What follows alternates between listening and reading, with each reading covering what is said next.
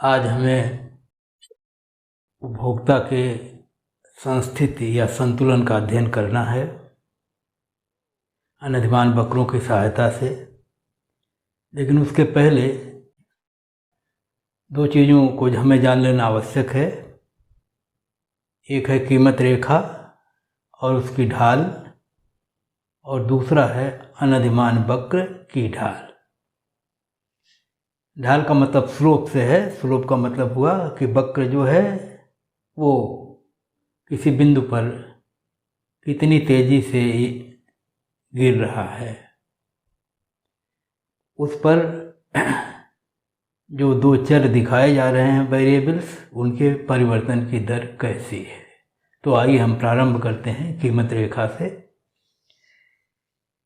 कीमत रेखा है क्या? यहाँ पर हम आपको बता दें कि अनधिमान वक्र में हमने मान रखा है कि उपभोक्ता केवल दो ही वस्तुओं का उपभोग करता है, और जब इन वस्तुओं का उपभोग करेगा तो इन वस्तुओं का उसे मूल्य भी चुकाना होगा। अर्थात ये हमें जानना चाहिए कि उसकी वस्तुओं की कीमत क्या है, मूल्य क्या है, और ये मूल्य उपभोक्ता को ज्ञात होगा। और इसी तरह से हम ये देखेंगे उपभोक्ता को कुल व्यय कितना करना है, उसकी आय कितनी है। और इस रूप में यदि हमें आय दी हुई हो उपभोक्ता की और दोनों वस्तुओं के मूल्य दिए हुए हों, और यदि उपभोक्ता अपनी पूरी आय को खर्च करे, तो ये देखा जा सकता है कि वह दोनों वस्तुओं की किन किन मात्राओं को खरीदने में समर्थ है। एक उदाहरण से हम आपको समझाने का प्रयास करें। आइए देखें। यहाँ उपभोक्ता की आय को हमने वाई लिखा है और ये है 100। दो वस्तुएं उपभोग कर रहा है, एक वाई और एक एक्स। एक्स की कीमत है 10 रुपये मान लें, और वाई की कीमत है 5 रुपये। अब आप ये देखें कि यदि वाई अपनी पूरी आय से मतलब 100 रुपये से यदि केवल वह एक्स खरीदे तो कितना खरीदेगा? क्योंकि एक एक्स का मूल्य है 10 रुपये, तो 100 रुपये से वह 10 एक्स खरीद सकता है। इसी प्रकार यदि अपनी पूरी आय खर्च करके 100 रुपये वह वाई खरीदे, तो वाई का मूल्य है 5 रुपये, तो वाई की वो 20 इकाइयाँ खरीद सकता है। हम ये देख रहे हैं कि अपनी पूरी आय केवल एक्स पे खर्च कर दे तो 10 एक्स खरीदेगा, केवल वाई पे खर्च कर दे तो 20 वाई खरीदेगा। और यदि दोनों खरीदे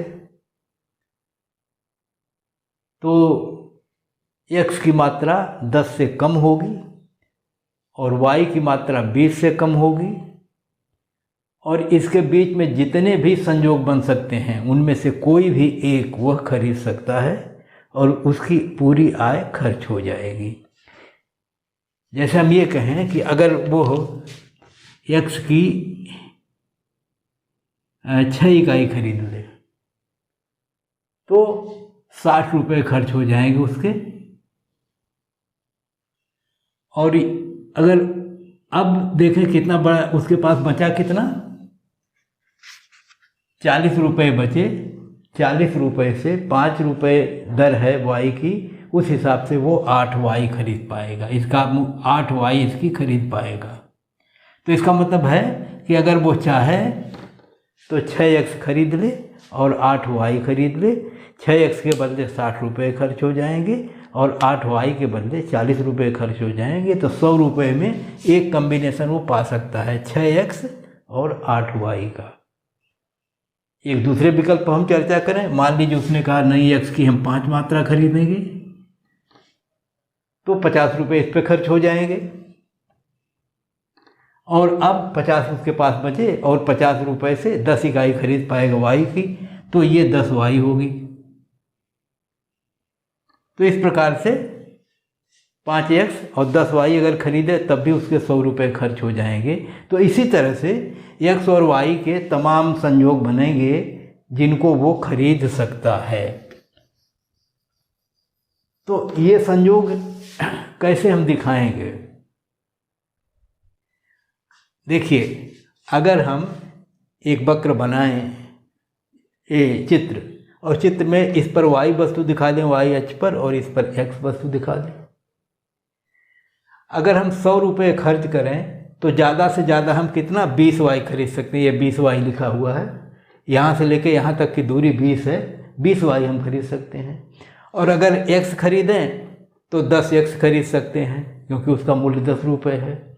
और दोनों खरीदना चाहें तो इस बिंदु जो 20y बराबर, वहाँ एक बिंदु रखा P और यहाँ पे एक बिंदु रखा है L, इनको एक सरल रेखा या दोनों बिंदुओं को सीधी रेखा से मिला दें तो इस प्रकार से एक लाइन हमको मिलेगी। इस लाइन पर जितने भी संयोग होंगे, चाहे मान लीजिए एक संयोग ये है, एक संयोग ये है, एक ये है, एक ये है, ऐसे तमाम संयोग हैं। इतने नहीं, एक बिंदु से मिला हुआ दूसरा बिंदु, तीसरा बिंदु, मतलब इस पर जितने बिंदु बन सकते हैं वे सब x और y के विभिन्न संयोग होंगे। देखें, जैसे अगर हम ये कहें इतनी y तो ये आएगा इतना x, ऐसे। अगर कहें इतनी y तो कहेंगे इतना x, इतनी y तो इतना x, इतनी y तो इतना x। इसका मतलब एक संयोग ये बना, एक संयोग ये बना, एक संयोग ये बना, एक संयोग ये बना। हमने तो 4 संयोग दिखा दिए। एक को खरीदेगा, मतलब यहाँ से यहाँ इतनी y इतना x, जैसे हम ये कहें y1 x1 x2 x3 x4 और ऐसे y2 y3 y4। हमने 4 संयोग दिखाए। इस पे तो अनंत संयोग हैं, यहाँ से लेके यहाँ तक के बीच में पता नहीं कितने संयोग बन सकते हैं। सब नहीं एक साथ दिखाया जा सकता, उसमें से कुछ दिखाए जा सकते हैं। हमने दिखा दिया कि ये 4 संयोग हैं, एक A है, एक B है, एक C है, एक D है। और इनका मतलब ये होता है, D का मतलब Y की y4 मात्रा और x की यहाँ से लेके x4 मात्रा, ऐसे C का मतलब D का। इनमें से वो ये भी खरीद सकता है, ये भी, मतलब इनमें से कोई भी एक संयोग खरीदेगा तो उसकी पूरी आय व्यय हो जाएगी। तो यह एक ऐसी रेखा है जिस पर वे सारे संयोग दिखाए जा सकते हैं, दिखाए जाते हैं या दिखाए गए हैं जो उपभोक्ता अपनी आय से x और y के दिए हुए मूल्यों पर खरीद सकता है। तो इसी रेखा का नाम है प्राइस लाइन, कीमत रेखा। अब मैं अगर एक लाइन में कहूँ कि कीमत रेखा क्या है तो मैं कहूँगा कि कीमत रेखा वह रेखा है जिस पर स्थित संयोगों को उपभोक्ता अपनी दी हुई आय और x और y दोनों वस्तुओं के दिए हुए मूल्यों पर खरीदने में समर्थ है। तो कीमत रेखा उन x और y के उन विभिन्न संयोगों को दिखा रही है जिनको उपभोक्ता अपनी आय से, निश्चित आय से, उनके निश्चित मूल्यों पर खरीद सकता है। तो ये है कीमत रेखा। अब देखें ये कीमत रेखा और क्या चीज़ कर रही है।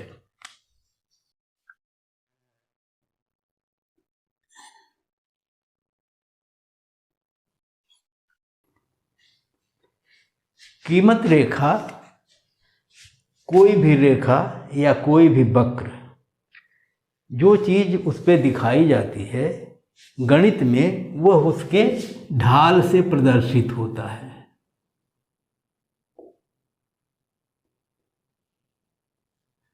गणित में वक्रों और रेखाओं के ढाल होते हैं। ढाल का मतलब कि वक्र अगर गिर रहा है, बढ़ रहा है, तो किस दर से बढ़ रहा है, उसको निकालने के लिए हम उसकी ढाल ज्ञात करते हैं। अभी हम जान लेंगे ढाल है क्या। देखिए, जैसे ये वक्र, ये सीधी रेखा अपने आप है। ये रेखा देखिए ऐसी हो सकती थी, ऐसी हो सकती है, ऐसी हो सकती है, ऐसी हो सकती है, ऐसी हो। और जब ये गिर रही है तो गिरने की गति सबकी अलग अलग है। एक बहुत तेजी से गिर रहा है, जैसे ये वाला, ये उसकी तुलना में थोड़ा धीमी गति से गिर रहा है, अगला और धीमी गति से, अगला और धीमी गति से। तो सबकी ढाल अलग अलग है। और ये ढाल इनके इसी से निकाले जाते हैं कि कितनी तेज़ी से गिर रहे हैं। तो इस दृष्टि से कीमत रेखा की ढाल या किसी भी रेखा या वक्र की ढाल निकालेंगे तो हम, अगर वक्र होगा तो उस बिंदु पर एक सीधी रेखा, स्पर्श रेखा खींचेंगे, और अगर सीधी रेखा है तो उसकी अपनी ढाल सीधे निकल जाती है। तो ढाल निकलती कैसे है? ढाल का मतलब होता है कि y अक्ष पर कितना परिवर्तन हो रहा है और x अक्ष पर कितना परिवर्तन हो रहा है, और दोनों का अनुपात निकाल लेते हैं तो ये रेखा की ढाल हो जाती है। गणित में दूसरी तरह से निकालेंगे, लेकिन अभी समझने के लिए हम बता रहे हैं कि ये ढाल होती है, और एक तरह से इस पर y का कुछ मात्रा है, इस पर x की कुछ मात्रा है। लेकिन यहाँ पर जो ढाल होगी इसकी, देखिए ये है, और इस बिंदु पर अगर हम ढाल निकालें तो जैसे हम कह रहे थे इस बिंदु से इस बिंदु के बीच में, तो ये कहेंगे कि इतना परिवर्तन डेल्टा x यहाँ, इतना डेल्टा y यहाँ है। और इस संदर्भ में, क्योंकि यहाँ पर ये पूरी राशि, ऐसे समझ लीजिए कि कीमत रेखा की ढाल बराबर होगी, देखिए पूरी आय से इतना L खरीदता है x और इतना y, और दोनों इसलिए बराबर हैं, और ढाल बराबर होता है y अक्ष पर दूरी और x अक्ष पर दूरी, और इस नाते इसकी ढाल को हम कह सकते हैं कि OP/OL, ये स्पर्श रेखा का ढाल होता है। ढाल ऐसे बता दें कि ढाल जो है वो गणित में इस रेखा का ये जो कोण होता है, इधर से निकालते हैं, ये इसका, इस जो समकोण त्रिभुज बन रहा है, ये समकोण त्रिभुज बन रहा है, और इस कोण का, ये भी कोण जो भी हो, इस कोण के आगे की जो भुजा जिसको आप कहते हैं लंब, और जिस पर ये कोण बना है उसको कहते हैं आधार, परपेंडिकुलर है और बेस है। ये दोनों का जो अनुपात होता है वही वक्र की ढाल होती है। तो हमारे इस चित्र में ये रेखा है, इस रेखा आधार पर ये कोण बना रही है थीटा, इस कोण के सामने की जो भुजा है वो लंब है, और इस आधार वाली भुजा जो है वो आधार है। आधार की भुजा है OL और लंब की भुजा है OP। तो ये देखिए OP/OL ये है इस कीमत रेखा का ढाल, और ढाल ही बताती है कि ये रेखा क्या प्रदर्शित करती है। तो फिर देखिए अब क्या है, ये यहाँ देखिए,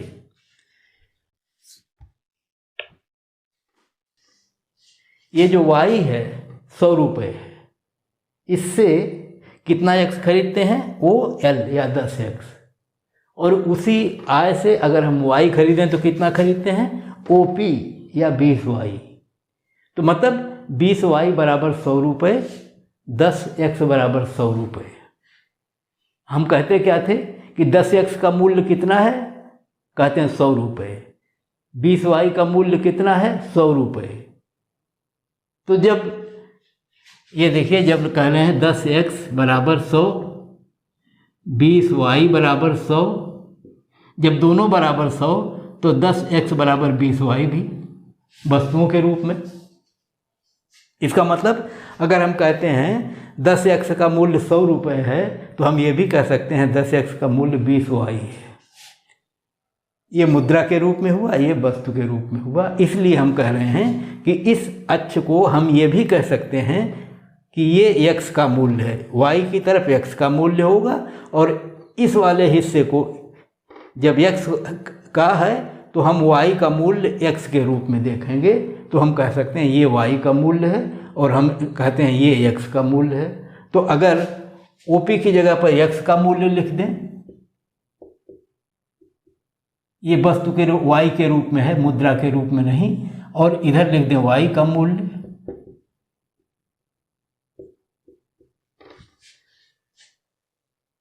तो हम कह सकते हैं कि कीमत रेखा जो PL है हमारे चित्र में, उसकी ढाल है OP/OL। OP का मतलब होता है x का मूल्य और OL का मतलब होता है y का मूल्य, और इसलिए क्योंकि जो वस्तुएं हम दोनों उपयोग कर रहे थे ये दोनों के मूल्यों का अनुपात है, और इसलिए कह सकते हैं कि कीमत रेखा दो वस्तुओं के मूल्यों के अनुपात को प्रदर्शित करती है। कीमत रेखा दो वस्तुओं के मूल्यों के अनुपात को प्रदर्शित करती है। तो ये हो गई हमारी कीमत रेखा। कीमत रेखा खींचेंगे आय पर और दोनों वस्तुओं के मूल्यों के आधार पर, और जब कीमत रेखा खींच जाएगी तो हम देखेंगे कि वो y पर कितनी दूरी वो कवर करती है, x पर कितनी दूरी कवर करती है। हमारे चित्र में y पर दूरी थी OP और x पर दूरी थी OL, और हमने कहा कि OP बटा OL अर्थात y पर स्थित दूरी और x पर स्थित दूरी दोनों का अनुपात निकालें तो ये होगी कीमत रेखा की ढाल। और यही है कीमत रेखा क्या प्रदर्शित करती है अपने किसी बिंदु पर, तो हम कहते हैं दोनों वस्तुओं के मूल्यों के अनुपात को प्रदर्शित करती है। अब हम आ जाएं अपने मुख्य विषय पर। एक बात और बता दें, यही हम ये भी समझ लें कि जो अनधिमान वक्र है वो क्या प्रदर्शित करता है। ये देखिए, ये अनधिमान वक्र है। यहाँ पर तो हम जानते हैं x वस्तु यहाँ पर, y वस्तु यहाँ पर है। वैसे ही अगर आपसे हमसे पूछा जाए कि इस बिंदु पर अनधिमान वक्र क्या दिखाता है, तो हम जानते हैं कि अनधिमान वक्र पर हम अभी सामान्य तौर पर ऐसे दिखाते हैं कि अगर y में परिवर्तन होता है तो x में परिवर्तन होता है, और दोनों बिंदुओं पर संतुष्ट का स्तर समान है a और b पर। लेकिन a से b पर जाते हैं तो y की मात्रा घट जाती है और x की मात्रा बढ़ जाती है। इस हिस्से को हम कहते हैं डेल्टा x, यहाँ से बढ़ के यहाँ हो गया। इस हिस्से को कहते हैं डेल्टा y, अर्थात y में परिवर्तन हो गया। y में इतना परिवर्तन हुआ, x में परिवर्तन इतना हुआ, और इन्हीं दोनों चीज़ों को ये वक्र प्रदर्शित करता है कि अगर y में कुछ परिवर्तन हो जाए तो x में कितना परिवर्तन होगा, ये और बशर्ते उसके संतुष्ट का स्तर समान बना रहे। इसी तरह से हम कह सकते हैं यदि x में परिवर्तन हो जाए तो उसके बदले y में कितना परिवर्तन होगा, और अगर उपभोक्ता उसी अनधिमान पर चले तो हम कहेंगे कि x में जितना परिवर्तन हुआ है और y में जितना परिवर्तन हुआ, दोनों को जो अनुपात है वही होगा। तो इस प्रकार से अनधिमान वक्र क्या दिखाएगा किसी अपने वक्र पर कि किसी बिंदु पर, वो ये दिखाएगा डेल्टा y अपान डेल्टा x का मान कितना है, और इसी मान को हम लोग कहते हैं प्रतिस्थापन की सीमांत दर।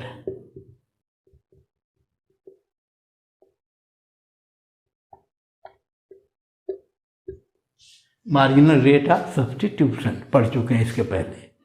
तो अनधिमान वक्र अपने किसी बिंदु पर दिखाता है प्रतिस्थापन की सीमांत दर, और ये प्रतिस्थापन की सीमांत दर उसके किसी बिंदु पर जब हमको निकालनी होती है तो उस बिंदु पर एक स्पर्श रेखा खींच के और उसका जो ढाल होती है वो ज्ञात करते हैं। फिलहाल ऐसे एक रेखा ऐसे खींच दें अगर हम, तो ये डेल्टा y अपान डेल्टा x नहीं पता करना पड़ेगा कि कितना ये परिवर्तन हुआ कितना ये परिवर्तन। हम सीधे इस बिंदु पर जो ये स्पर्श रेखा है उसकी ढाल निकालेंगे, और जो ढाल आएगी वही उसका मूल्य होगा, जो वही इसका मूल्य बन जाएगा। तो अनधिमान वक्र अपने किसी बिंदु पर दोनों वस्तुओं के प्रतिस्थापन की सीमांत दर को बताता है, अर्थात एक वस्तु की मात्रा यदि कम कर दी जाए तो दूसरे वस्तु की कितनी मात्रा बढ़ाई जाएगी, दोनों का क्या अनुपात होगा, उसको अनधिमान वक्र प्रदर्शित करता है। तो अनधिमान वक्र प्रतिस्थापन की सीमांत दर को प्रदर्शित करता है, और कीमत रेखा दोनों वस्तुओं के मूल्य